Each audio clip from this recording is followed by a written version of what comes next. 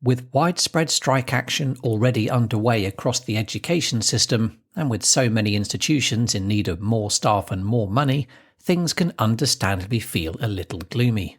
Even so, a story that hit the headlines last month provided a welcome bit of good news. May 16th saw the release of the latest results from the Progress in International Reading Literacy Study, known as PIRLS, PIRLS. It is conducted every 5 years, and the 2021 data, which was delayed by the pandemic, showed that England was ranked 4th out of 43 participating countries when assessing the reading skills of 9 and 10-year-olds. Such an impressive performance inevitably attracted plenty of praise. So what exactly was behind the rise in England's ranking from 8th in 2016 to 4th in 2021? Are there any reasons to be slightly cautious about England's level of performance? And what do the PIRLS rankings tell us, if anything, about best practice in the classroom? Our guests today are Tajinder Gill, the Associate Director of Research and Pedagogy for Primary at Outward Grange Academies Trust, and Cathy Russell, Professor of Cognitive Psychology at Royal Holloway, University of London. I'm Tom Richmond, the Director of the EDSK think tank, and to find out whether England has become a reading superpower, let's go inside your ed.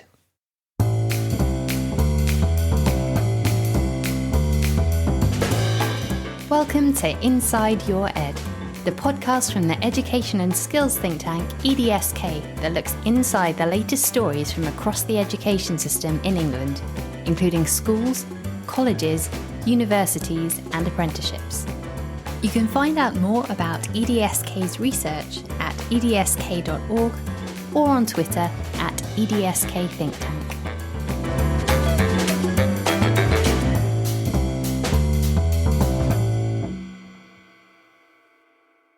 It's fair to say that the PIRLS results for England caused quite a stir when they came out last month. But to understand why, I think we need to look back a little bit to what's happened in schools in recent years to potentially explain what might have happened with PIRLS.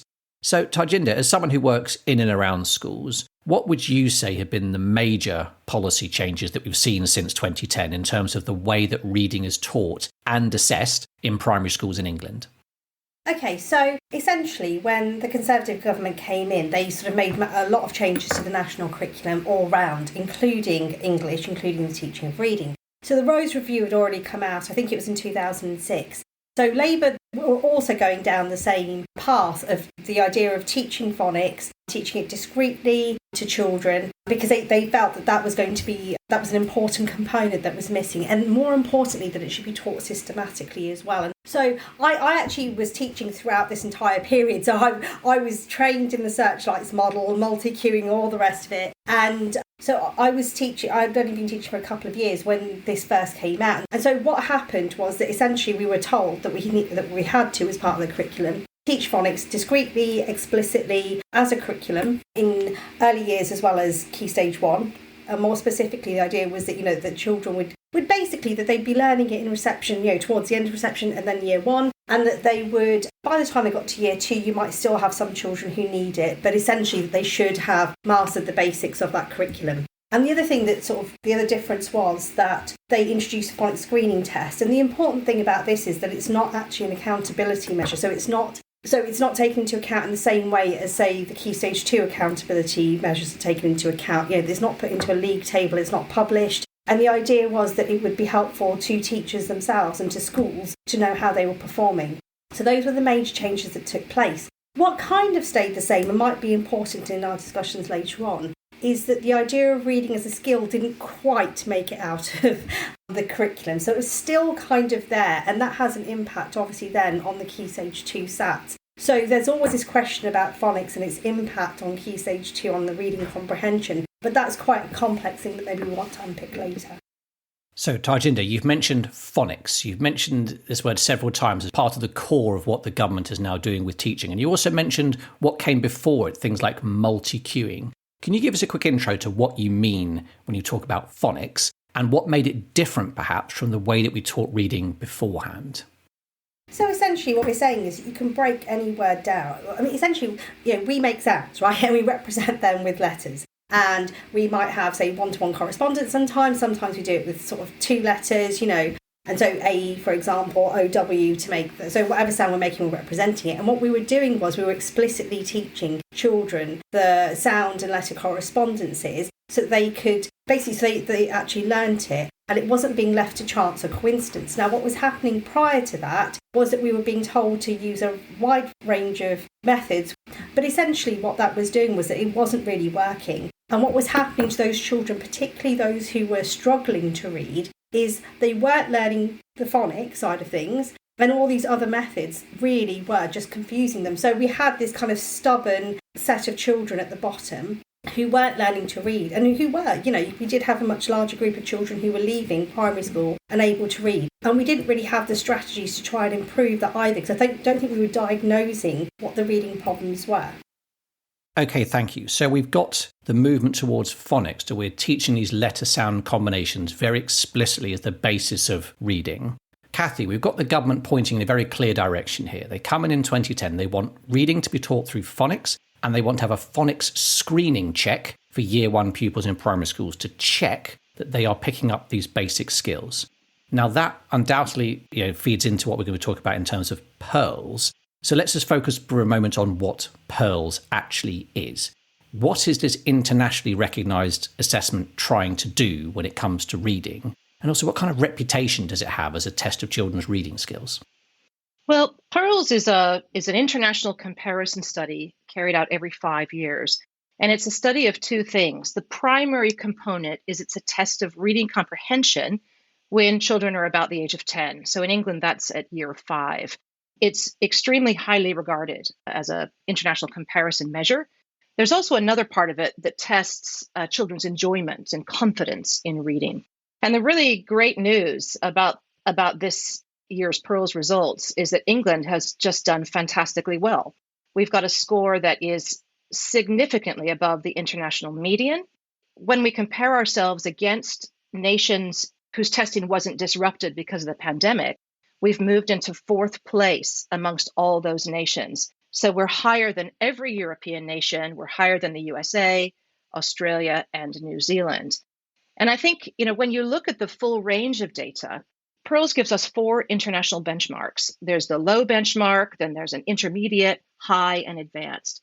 And our children are higher on all those benchmarks than the international median. So if we look at the percentage of children who meet the low international baseline, virtually all of our readers, 97%, meet that low international baseline, compared to 94% at the international median.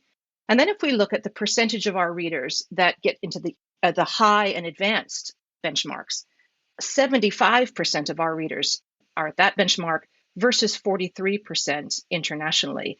So it's great news. And just to come back to the phonics piece, the single greatest predictor of the reading comprehension score in the PIRLS result at age 10 is how a child did in year 1 on the phonics check.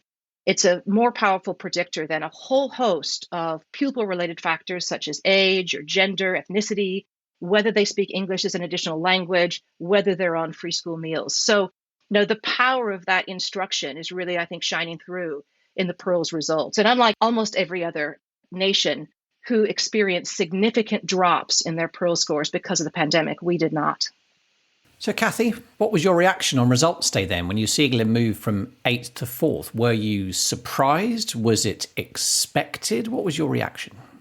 Well, I'm a reading scientist, and as a reading scientist, I know that phonics and phonic knowledge is the main cause of reading comprehension. So phonics is the foundation. If you don't know what your letters are and what they represent, then you will never be a reader who can comprehend. So in a certain sense, because we've had this very evidence-based policy for the last 10 years, because teachers have become so skilled at teaching phonics, in my evidence-based head, I knew that we were going to get a great result in the PIRLS. But of course, I was nervous because we didn't know how the pandemic would affect performance. And when I saw the results, I was just delighted. It's a great testament to government and the stability in the schools brief, and also the very hard work and skill of teachers all around the country to have produced this result. Tarjinder, what was your reaction when this came out? You're obviously working in schools and working with teachers in your trust. What kind of reaction did you have, and what kind of reaction did the other teachers have? I'm not sure that the ordinary teachers would have necessarily the same reaction to it, because I don't think it feels as close to them personally. Do you know what I mean? Like, I genuinely think that maybe more of it needs to be made. Because actually it is down to individual teachers it's happened. I was absolutely delighted. I have to be honest, I actually was an absolute sceptic of phonics when it first came out. I genuinely, I was one of those people who looked at it and just went, how is this going to work? But I think we've come so far in terms of understanding the science of reading and really getting to grips with this.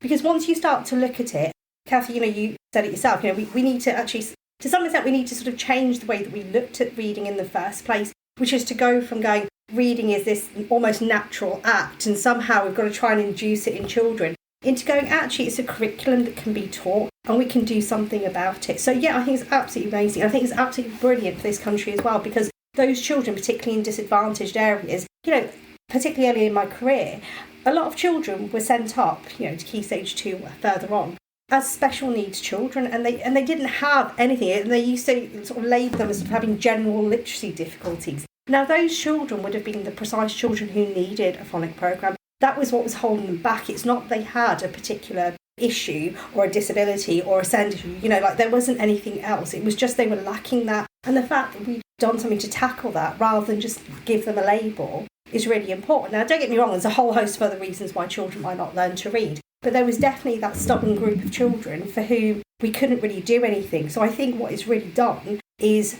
lead to improvements in teacher practice, as well as Kathy's pointing out, and also give us the confidence to be able to have those conversations ourselves about reading and to delve into it in more depth.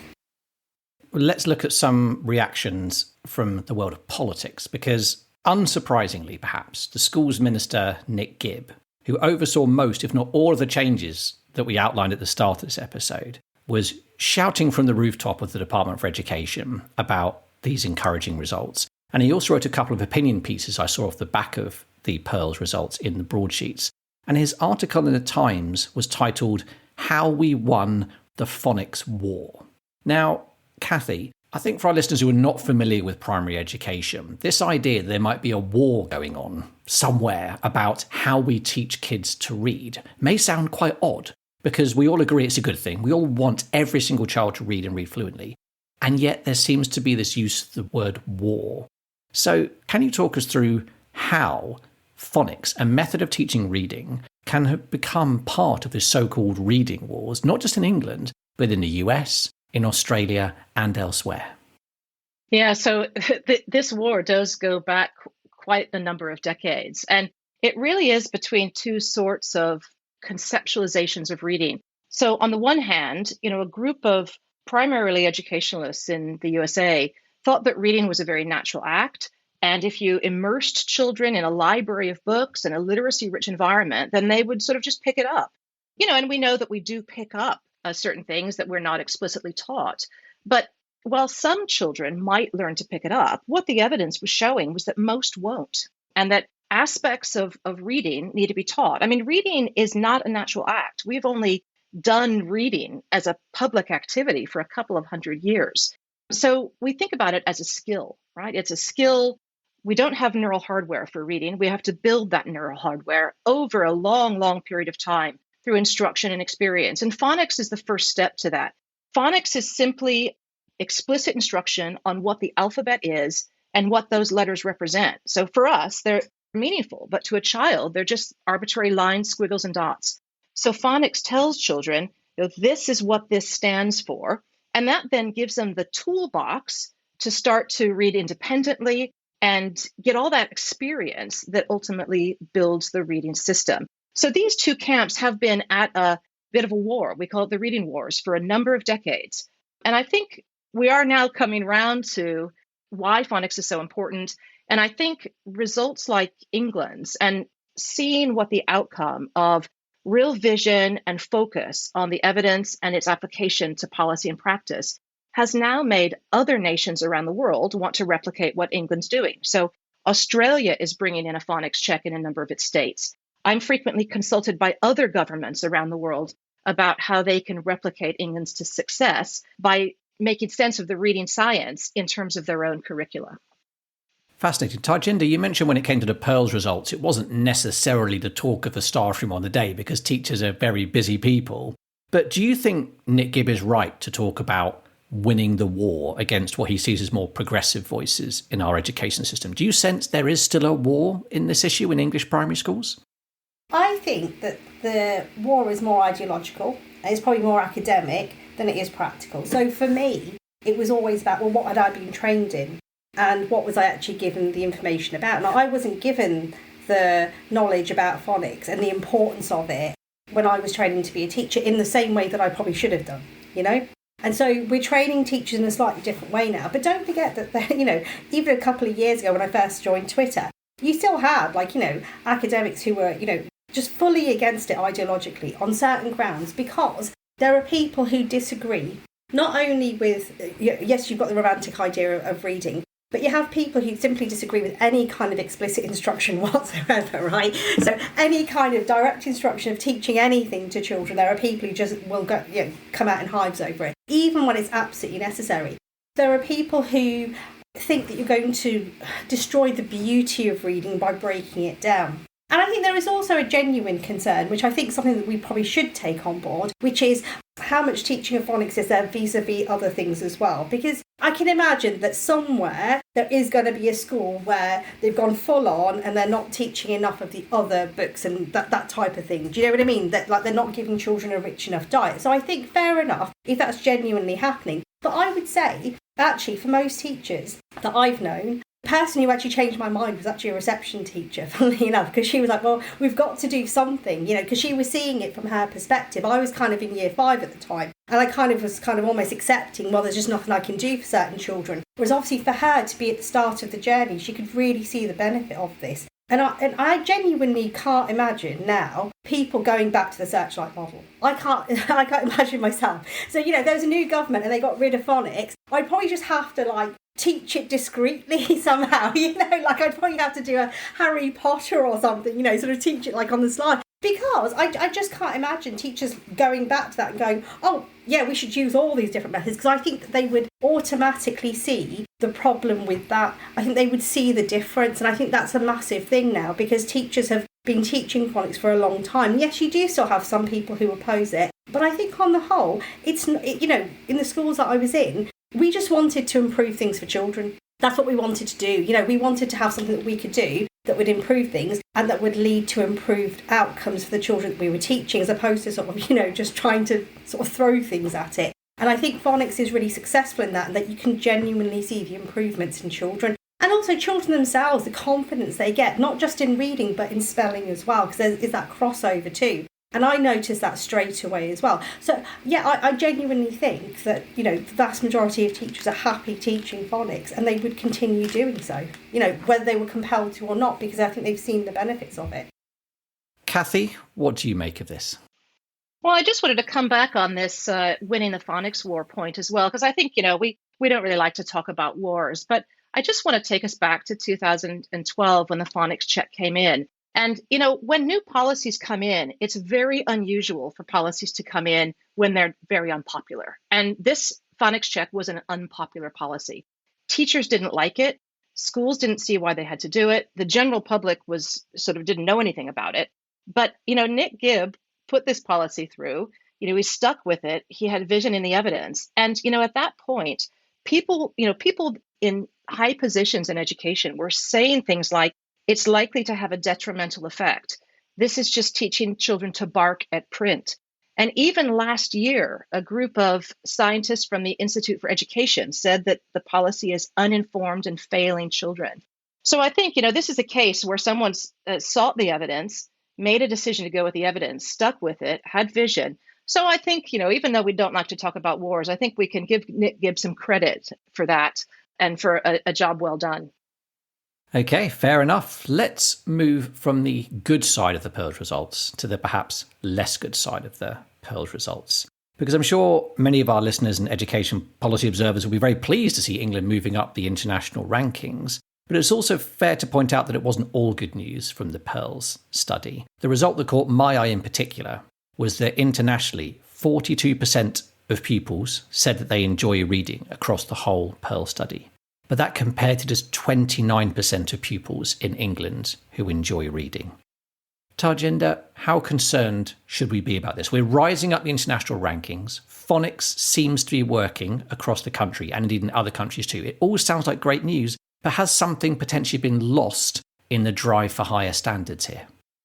Well, okay, I can definitely tell you who doesn't like reading, and that's children who can't read, okay? So that's definitely going to always be the case. So whenever this kind of idea is pitted of, teaching phonics versus enjoying reading, I think there's a lot more to that. And I don't know, I mean, Kathy, obviously as an academic, would be able to go more into the sort of technical side of things. I always think with self-reports, it's a little bit hard to know. I do think that partly could be explained by the pandemic as well. These children who are in year 5 now obviously would have had breaks in their learning during sort of, at key points. And maybe that's affected their confidence. And it'd be interesting to see over time if that changes. I think PIRLS are doing some sort of longitudinal study as well. They're sort of going back to check, aren't they? Is this a temporary effect or is it a long-term thing that's happening? So I think I wouldn't worry about it hugely, because as long as most children like reading in some way, shape or form, and I think that the majority do say they do, it doesn't have to be everybody's favourite thing in the world. And I think this concerns me when we're saying, well, if it's not everybody's favourite thing in the world, there's a real problem. It's okay if they prefer sport as long as they can read and they're reading sufficiently and they're getting a rich diet. We can't make all children love reading, because then the next thing is going to be they've all got to love maths. Okay, so which do you want? Do you want them to love reading? Do you want them to love maths? Like, what do you want here? Okay, we can't, everybody has their own choices. And sometimes, there are obviously going to be children who genuinely don't like reading, and we do need to look into why that is. But children who are somewhat, well, if I'm honest, there's been various times in my own life where I probably would have said I love reading, and times when I would have said, well, no, I'm not really enjoying it that much. And some of that is quite personal. I think when it comes to their personal view of reading, and we have to I think we just need to examine it in a bit more detail. We need to unpick it a bit more to see what's going on there, rather than just jump on it and go, right, well, we've got to do something to make them all fall in love with reading all the time, because they probably don't. So some kids you will have just caught on a bad day, right? And some children genuinely don't for various reasons. And maybe those reasons do need to be investigated. For example, I know as a child, I would have gone to the library a lot personally. And that made a massive difference. Whereas now, actually, children are relying on school libraries. And I think they do a fantastic job. But it's not quite the citadel of books, right? What else can we do, in terms of improving children's outcomes? I mean, one of the things that was highlighted was the number of books children have at home. Are there ways of ensuring that children have more books, that they get more practice, that they get more variety? So, I just want it unpicked more. Kathy, how worried are you about the apparent lack of enjoyment of reading among primary school pupils in England? Should this be ringing alarm bells at the Department for Education? Well, I too think it's an odd result. So, I often say that phonics is the instruction. It's not the learning. So to do the learning, you need to get experience with text. So phonics gives you the rule book, it gives you the tools, but then children have to do years of reading practice. And we talk about it takes at least 10 years to become a skilled, fluent reader. So children need vast experience reading in order to become masters of reading. So you'd think, it's good if they enjoy reading. It's good if they're motivated to read. But I, too, wonder what that really means about, do they really need to enjoy it? And so I looked into how PIRLS measures whether people enjoy reading. And it is rather odd. They ask a series of questions. Some are very easy, like I enjoy reading, or I think reading's boring. But then we get questions like, I would be happy if someone gave me a book as a present. Well, it probably would depend on what book it was. And I like it when a book helps me imagine other worlds. And so I could see that some children might not really get much out of imagining other worlds, but might be really engaged with reading to find out information, right? So what we need is for children to be engaged in reading. I don't know if that means they need to enjoy it or imagine other things from it. But I definitely think, because we know that children who read a lot tend to be better readers, the causal direction of that is uncertain, and we certainly know that people with greater skill enjoy reading more. But I think in general, it is very important that children are engaged with reading, they're motivated to read, and they have reading material. So I think whatever we can do to increase motivation and children's access to books is a good thing to do. Okay, finally, let's bring our conversation out of the international sphere and back down to life inside primary schools in England. Because to me, the PIRLS data does present a broadly positive picture, which has been rightly welcomed, I think, across the education system when it comes to reading skills. But I wonder whether it feels like a positive picture on the ground. Tajinder, you're visiting and working with schools on a very regular basis, and I'm wondering whether primary teachers and leaders are still able to focus on reading and literacy more broadly when there is so much financial pressure on schools. There's so many problems around recruitment and retention of teachers and leaders. Where does reading fit into this? We've had this big push over the past 13 years. Are you worried at all that sustaining that push is now becoming harder and harder? I'm not worried, if that makes sense, although obviously financial burdens are going to have an impact on potentially the quality of phonics programme that schools choose, And also individual schools don't have the flexibility that necessarily that a trust would have, like the one that I work in. So, it's going to be different pressures for different people. And yeah, it is worrying in general, in terms of recruitment and retention. Because what you don't want is sort of a return to sort of, this kind of constant churn of teachers, because that in itself is not going to help. Because part of the problem is when you don't have experienced teachers, you don't develop that what we call pedagogical content knowledge. So what that really refers to is that knowledge of how to teach the content and to improve in it. So if we want to sustain improvements, we can't just have novices all the time teaching. We need to have experienced teachers too. I don't think it's going to be removed from the heart of teaching, because I don't think it's, particularly in primary, because it can't, it has to be centre stage along with reading and maths, because that's kind of what we do. And if we don't get those things right, then you have to sort of argue, well, what are we doing? I think where it will be interesting is with the focus on the wider curriculum and how to marry these things together. The other thing is, I think with the improvements that phonics has made in reading in general, it's actually opened up a kind of new set of problems in itself, which is that now you've got these children who can read more, and it's kind of saying, well, what's the next step? What's the issues with comprehension? And I think that's going to be an interesting one where actually how can we move things, particularly in lower key stage 2, sort of year 2 onwards, year 2, year 3, year 4, to try and improve things and not just to jump from phonics to reading comprehension, because actually that's not how it works. So some of the issues aren't necessarily financial so much as we've got to do some thinking now as to what practice do we want, what research is out there, what research do we need to make sound decisions about how to invest. And I think that's more important rather than sort of going for silver bullets, etc. Because I think that's going to be where the danger is that, we lose some of this progress, or we don't make quite the leap that we could do in reading comprehension overall, because we don't know what that in-between stage looks like. And it shouldn't be just rehashing or trying to basically, sort of use a key stage 2 assessment as some sort of benchmark whereby we sort of test children all the time and use that as the template for how we teach reading comprehension. And I think moving away from that is going to be interesting, but it's also going to be important if we want to build on that foundation phonics is giving us. Kathy, what do you see as the pressure points that still remain in the system? We have got a system in terms of primary schools and indeed secondary schools that's very, very stretched at the moment. Tajinder's mentioned things like teacher training, and you've mentioned that the reading wars might not be over just yet. Where do you see potential causes for concern in terms of England's performance both now and over the next few years? Well, I think to some extent, phonics is the easy problem, right? It's a discrete body of knowledge. It's relatively easy to teach. The science is very strong. But when we move to things like reading comprehension, there's a large body of research, but it's actually not as clear how to map that on to practice as it has been for phonics. And so, there is a big piece of work to do to understand, every element of reading comprehension and how to really tease that out in primary school children and in secondary children. And I think we forget that the pathways for reading in the brain are still developing.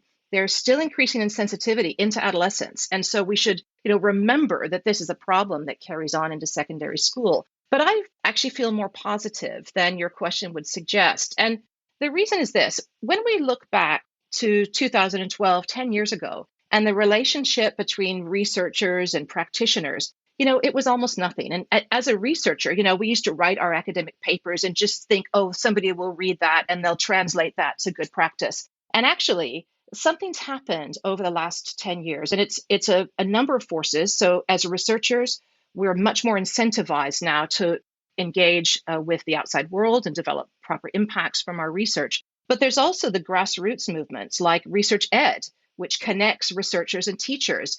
And, compared to a decade ago, it's like an unrecognizable landscape. My interactions with teachers, we're interacting as equals. So, it's about me presenting the findings from the lab. It's about figuring out how teachers can weave elements of their practice to deliver that in an effective and feasible way, and to working together to find what the questions are. And I think a whole range of elements, from these grassroots organizations to the research schools to international networks, we're actually much more of a circle of colleagues now rather than disparate elements. And I think that bodes really well for the future. Well, you've mentioned the future, so we're approaching the end of this episode. Let's turn our attention to what comes next for a final question from me, because England's performance in the PIRLS rankings was certainly a welcome bit of good news. But it poses quite an interesting political challenge, because we're no more than 18 months away from a general election, where we may or may not see a change of government, of course.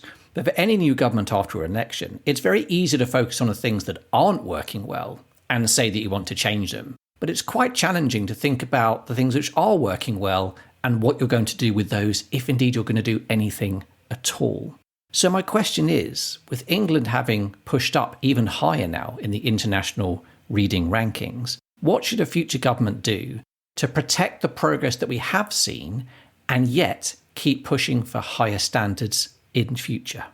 Cathy, if I could come to you first, what would be your message to a new set of government ministers in 18 months from now to protect the recent progress but keep pushing further? Well, I guess I would say that, the achievements that the country has made in reading are just truly stellar. And, people all over the world look at England to try to replicate. So, in following the evidence and delivering phonics to a very high standard, we've actually created a situation where teaching is very efficient and it receives high standards. So I would say, let's maintain that, but just start to build on it by, moving into areas like reading comprehension. And I would also say, I would remind people that we're talking about England here, but actually we have a UK government, and both Scotland and Wales don't mandate the use of phonics in the teaching of reading. Both of them still have elements of what's called multi-cueing in the curricula. So multi-cueing is when you actually instruct children to guess from pictures or guess from context. And that's not a strategy that will help you read for the long term. So I think it's important to think about these other nations and actually how they can start to perform in the same way that England has by following the evidence and upskilling teachers in that domain. Thank you, Cathy. Tarjinder, what's going to be your message to a future government to protect how far we've come and to push for higher standards? I think one of the important things that we've seen with Nick Gibb is that importance of continuity, actually. Whereas with Secretaries of State, there seems to be a lot of movement, a lot of change. And I can understand that up to a point. And I can understand why any government might wish to, cabinets need to be reshuffled. I've got a politics background myself, so I get it, the reality of it. But having said that, I do think we need more stability, and you can see the impact that stability has had on policy, and rather than chop change. The other thing I'd say is reading for pleasure is important. We do want children to do that. We do want to see that. But there's a real danger in pushing for reading for pleasure for something that can't really be measured easily. Cathy's already pointed out some of the issues when you try, as opposed to focusing on some of the things that teachers can really do something about. So, for example, improving reading fluency, the prosodic elements, tone, intonation, those kind of things. Those important aspects which can be taught, as opposed to putting teachers' energy into something that is less worthwhile. So I suppose what I want them to think about really is to think about workload, but also actually to think, what can we do to sort of really recognise the research that exists out there, for example, on background knowledge. And also to maybe look again at the Key Stage 2 reading assessment, because it doesn't really take into account what we do know about reading, about the importance of background knowledge, the importance of vocabulary, etc. And can changes be made there? So it is a much more meaningful test, and that it recognises the research up to this point. So those would be my main messages. I'm not saying take away from that element, but if all that they're going to do is come in and go, right, you must make everybody read for pleasure, I can imagine that we're just going to end up having lots and lots of initiatives, none of which are actually going to work. Do you see what I mean? Like, actually to build on what's already there rather than throw it away for ideological reasons. Thank you, Tajinder. And that does bring us to the end of this episode. My thanks to both Kathy and Tajinder for sharing their thoughts with us today. You can tweet us your views about England's rise to becoming a reading superpower by using the hashtag InsideYourEd. If you enjoyed this episode, then please give our podcast a good rating on iTunes or Spotify so that we can reach even more education enthusiasts. And don't forget to hit subscribe to make sure you join us again when we next go inside your ed. Bye-bye for now.